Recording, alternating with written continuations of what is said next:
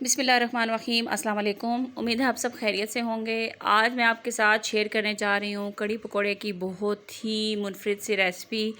आपने बहुत से तरीक़ों के कड़ी पकोड़े ट्राई किए होंगे, पंजाबी, इसके अलावा जो हम नॉर्मली घर में कड़ी बनाते हैं इंडियन स्टाइल की भी ट्राई किए होंगे, लेकिन जिस तरीके से मैं आपको बनाना बताऊंगी ये तरीका नहायत आसान है और झटपट आपकी जो कड़ी है वो तैयार हो जाती है। रेसिपी को शुरू करने से पहले अगर आप चैनल पर नए हैं तो चैनल को सब्सक्राइब कर लें ताकि आपको बहुत सी इन्फॉर्मेटिव वीडियोज़ देखने को मिलें। तो चलें इसे बनाना शुरू करते हैं। इसके लिए सबसे पहले मैंने लिया हुआ है आधा किलो दही, और आप ये कड़ी लस्सी के साथ भी बना सकते हैं, और कोशिश करें कि जो दही है वो थोड़ा खट्टा हो तो कड़ी ज़्यादा बेहतर बनती है।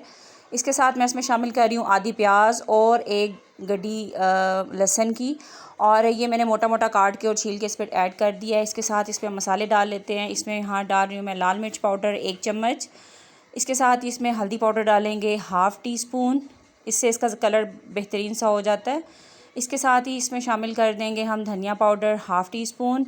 मसालों को आप अपनी मर्ज़ी के हिसाब से कम या ज़्यादा कर सकते हैं। अब मैं इसमें शामिल करने जा रही हूँ नमक, 1/2 टेबल स्पून इसमें मैंने नमक शामिल कर दिया है। और इसके साथ अब इसमें शामिल करेंगे हम पानी। मैं 1 गिलास भर के इसमें पानी डाल रही हूँ ताकि ये अच्छे तरीके से मिक्स हो सके।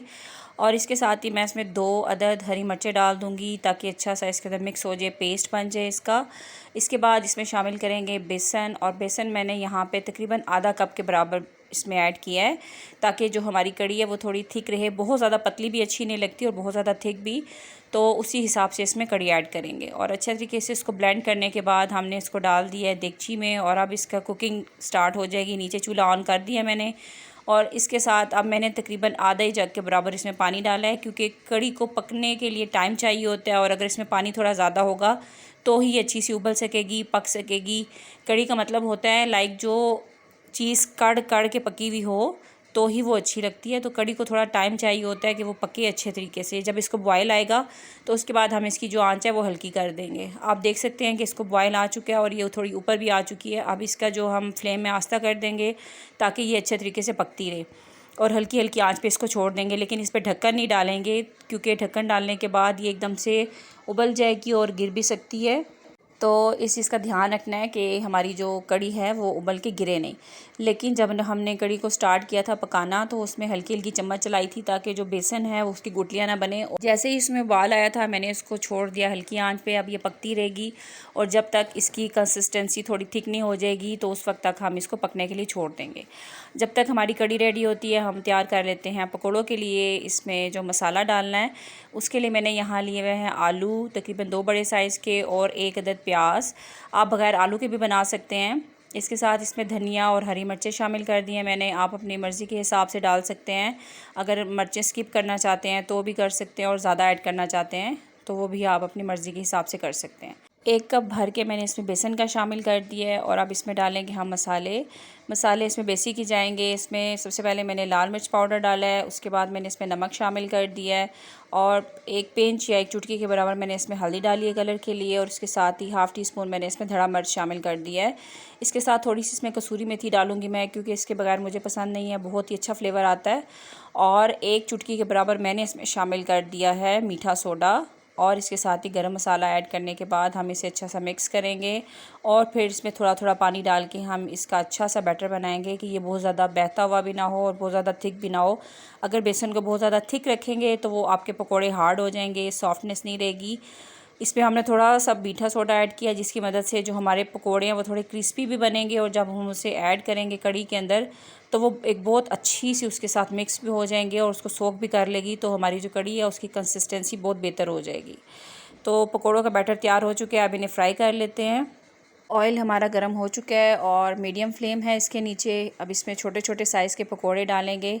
बहुत से लोग हैं वो पकोड़े बड़े साइज़ के बनाते हैं और उसको फिर तोड़ के कड़ी में ऐड करते हैं, लेकिन मैं यहाँ दरमियाने साइज़ के पकोड़े बनाऊंगी ताकि ये हमें तोड़ने की ज़रूरत ना पड़े। आप अपनी मर्ज़ी के हिसाब से पकोड़ों को बना सकते हैं, और ध्यान रखिएगा कि एकदम से तेल गर्म ना हो कि एकदम से ये जो पकोड़ा है वो जल जाए और अंदर से आलू वगैरह कच्चे रह जाएँ। अगर आप आलू के बगैर बनाना चाहते हैं तो इसी बैटर के अंदर सिर्फ़ और सिर्फ आप प्याज ऐड करके और हरी मिर्च धनिया वगैरह ऐड करके बेहतरीन से पकोड़े बना सकते हैं। पकोड़ों का कलर हम लाइट गोल्डन ब्राउन करेंगे ताकि हमारी कड़ी के साथ इसका जो मैच है वो अच्छा रहे और ये दिखने में भी अच्छे लगें। अगर बहुत ज़्यादा डार्क कर देंगे पकोड़ों को तो वो कड़ी के साथ ज़्यादा अच्छे नहीं लगेंगे। आप देख सकते हैं कि कितना ज़बरदस्त इसका कलर आया और देखने में भी क्रिस्पी ही लग रहे हैं पकोड़े।